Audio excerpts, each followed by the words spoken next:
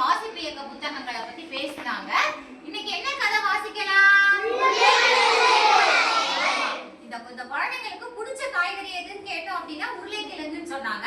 அதனால அவங்க நமக்கு எடுத்து கொடுத்த உருளைக்கிழங்கின் கதை அப்படிங்கிற வாசிப்பு இயக்க புத்தகத்தை தான் இன்னைக்கு நம்ம வாசிக்கிறோம். வாசிக்கலாமா? வாசிப்பு என்பது எண்ணற்ற சாகசங்களுக்கான கடவுச்சீட்டு அப்படின்னு சொல்றாங்க. அதனால தினந்தோறும் நம்ம புத்தகங்களை வாசிக்கலாம். வாசிக்கலாமா? இந்த புத்தகத்தை எழுதினவங்க ரே சிவகுமார் அப்படிங்கிற ஒருத்தவங்க தான் இந்த புத்தகத்தை எழுதியிருக்காங்க. உருளைக்கிழங்கு. இந்த புத்தகத்தோட பெயர் என்ன?